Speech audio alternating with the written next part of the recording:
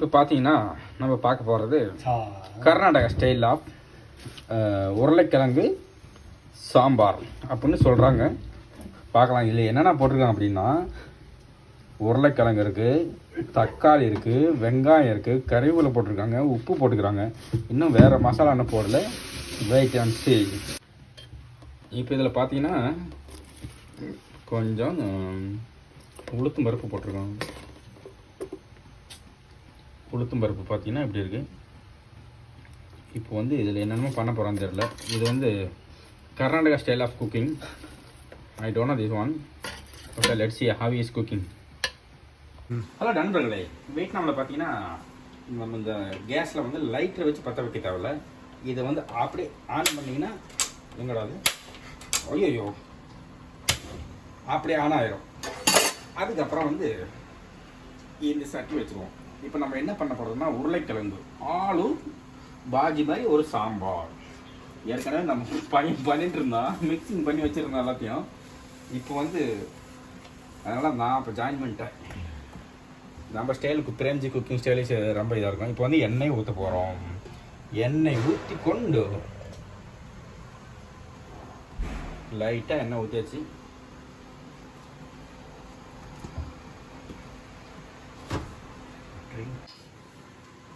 இப்போ வந்து ಸಾಸಿವೆ ಹಾಕಬೇಕು. ಸಾಸಿವೆ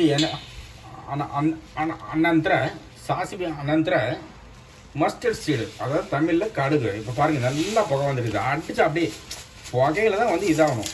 ரொம்ப போட்டாச்சு. இப்போ வந்து அடுப்பு சுலோ பண்ணிடலாம். ரொம்ப புகை வந்துருக்குது. இப்போ அதை போட்டோம்னா லைட்டாக கடலை பருப்பு, நம்ம தான் சொன்னால் கடலை பருப்பு இல்லை, வியட்நாம் கிடைக்காது. அதனால் வந்து உளுத்தம் பருப்பு கிடைக்கும். அதனால் லைட்டாக போட்டாச்சு. இப்போ என்ன பண்ணணும், நம்ம கறிவேப்பிள்ளை போடணும். நம்ம ஏற்கனவே சொல்லியிருக்கேன், இங்கே வியட்நாமில் வந்து கறிவேப்பிலை வந்து கிடைக்கிறது ரொம்ப ரேர். அதனால் ரொம்ப புகை வந்துட்டு லைட்டாக தீஞ்சு போகிற மாதிரி இருக்குது. அதனால் லைட்டாக கறிவேப்பிலை அப்படி போட்டுட்டேன். அதுக்கப்புறம் என்ன பண்ணணும்னா, நம்ம ஏற்கனவே மிக்ஸ் பண்ணி வச்சுருக்கிறேன்.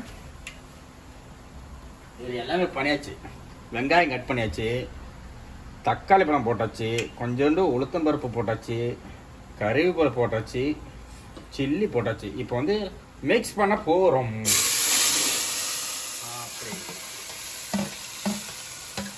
இது எல்லாத்தையும் போட்டுட்டு இப்போ வந்து லைட்டாக சாப்பிட்டு போகிறோம். இதுதான் நமக்கு இது.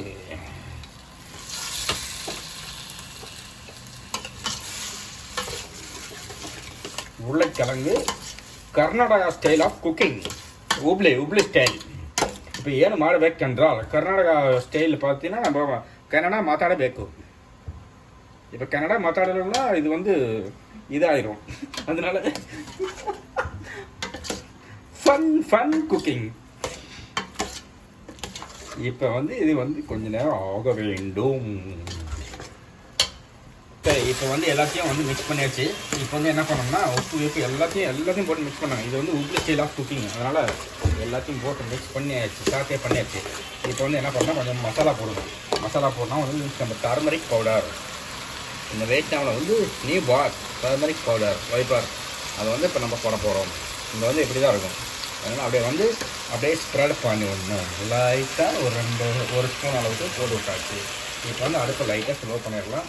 அதுக்கப்புறம் நம்ம வாங்கி வச்சுருந்த இந்தியாவிலேருந்து கர்நாடகாவிலேருந்து கொண்டு வரப்பட்ட கொத்தமல்லி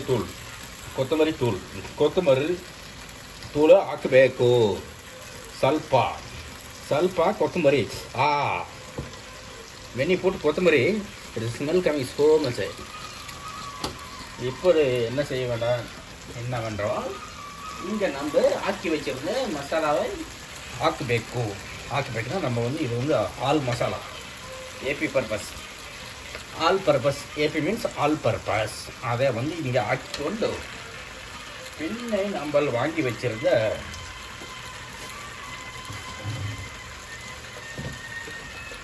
லைட்டாக கொஞ்சம் சிக்கன் மசாலா போட்டிங்கன்னு வச்சுக்கோங்க, அப்படி இருக்கும்.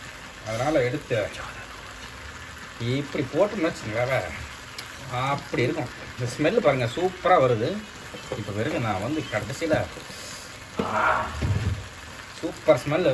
ஏன்னா இந்த மசாலா இன்னும் மிக்ஸ் பண்ணவே இல்லை. மிக்ஸ் பண்ணதுக்கு முன்னாடி எவ்வளோ ஸ்மெல்லு வருதுன்னா பாருங்கள், அந்த மசாலா எவ்வளோ பவராக இருக்குண்ணா. இதை அப்படியே போட்டு மிக்ஸ் பண்ணிட்டுனா கொஞ்ச நேரம் மிக்ஸ் பண்ணிட்டு லைட்டாக அடி பிடிக்காமல் அப்படி கிளற வேண்டும். இப்போ என்ன பண்ணுறோம், லைட்டாக தண்ணி ஊற்ற வேண்டும். இப்போ வந்து லைட்டாக தண்ணி ஊற்றினா லைட்டாக தான் ஊற்றணும். ஏன்னா அது வந்து மசாலாலாம் அந்த உருளைக்கிழங்கோட மிக்ஸ் ஆக வேணும், மிக்ஸ் ಆಗಬೇಕು. அப்போ தான் வந்து என்ன ஆகும், அப்படி இருக்கும். பாருங்கள், அப்படியே கறி மாதிரி இருக்குது, சிக்கன் மாதிரி இருக்குது. சரியான ஸ்மெல் வருது. ஏன்னா இந்த மசாலா, நம்ம மசாலா எப்போ போட்டாலும் அப்படி தான் ஆகும். இது வந்து உருளைக்கிழங்கு எப்பவுமே கொஞ்சம் கேஸ்ட்ரிக் ப்ராப்ளம் உருவாக்கும். அதனால் இப்போ நீங்கள் என்ன பண்ணிங்கன்னா, இஞ்சி பூண்டு பேஸ்ட்டு அதிகமாக கொஞ்சம் சேர்த்துனீங்கன்னு வச்சுக்கோங்களேன். இஞ்சி பூண்டு பேஸ்ட்டு சேர்த்துனீங்கன்னா நம்மளோட வயிற்றில் இருக்கிற கேஸ்ட்ரிக் ப்ராப்ளத்தை க்யூர் பண்ணும். அதுக்கப்புறம் இந்த அசிடிட்டி அந்த மாதிரி ப்ராப்ளம் நிறையா இருக்குது. நம்ம ஆயுர்வேதத்தில் மிளகு அது இதுன்னு இருக்குல்ல, அதான் உணவே மருந்து. இப்போ வந்து ஏற்கனவே கொஞ்சம் தண்ணி கொஞ்சம் இது பண்ணி வச்சுருக்கிறேன். இப்போ வந்து தண்ணி இன்னும் கொஞ்சம் ஊற்றினா கொஞ்சம் நல்லா ஒரு திக்கான சாம்பாராக கிடைக்கும். கிடைக்கும் ப்ளஸ் இன்னும் கொஞ்சம் தண்ணி ஊற்றலாம், நல்லா வேகும். ஒரு 10 to 15 நிமிஷம் வேக வச்சுட்டு அதுக்கப்புறம் கொரியண்டர் லீஃபு, கொத்தமல்லி தழை ಹಾಕಬೇಕು. அதுக்கப்புறம் கொப்பரி ಹಾಕಬೇಕು. கொப்பரி ಹಾಕென்றா அப்படி இருக்கும். அதுக்கப்புறம் நான் காமிக்கிறேன் இருங்க. இப்போ வந்து நல்லா மிக்ஸ் பண்ணியாச்சு. இப்போ வந்து ಏನು ಮಾಡಬೇಕು என்றால் எனக்கு ಕನ್ನಡ ಗೊತ್ತಿಲ್ಲ, ಸ್ವಲ್ಪ ಬರುತ್ತೆ. ಕನ್ನಡ ಅರ್ಥ ಆಯ್ತು, ಕನ್ನಡ ಬರ್ತಿಲ್ಲ. இப்போ ಏನು ಮಾಡಬೇಕಂದ್ರೆ ಕೊಬ್ಬರಿ ಹಾಕಬೇಕು. ಕೊಬ್ಬರಿ ಇದರಲ್ಲಿ ಸ್ವಲ್ಪ ಇಲ್ಲಿ ಮಾಡಬೇಕು, ಇದರಲ್ಲಿ ಹಾಕಬೇಕು. ಸ್ವಲ್ಪ ಇದೆ ಏನ ಪೂರಾ ಹಾಕಬೇಕು. ಸಾರಿ, I cannot speak Kannada because I can understand but I cannot speak Kannada. So now we put this one, what, coconut. இப்போ வந்து பார்த்தீங்கன்னா அப்படி இருக்குது. அப்படியே சும்மா அப்படியே ஒரு செமி கிரேவி என்ன சாம்பார், ஆளு சாம்பார் இப்போ ரெடி ஆயிடுச்சு. இப்போ சாப்பிட போகிறோம்.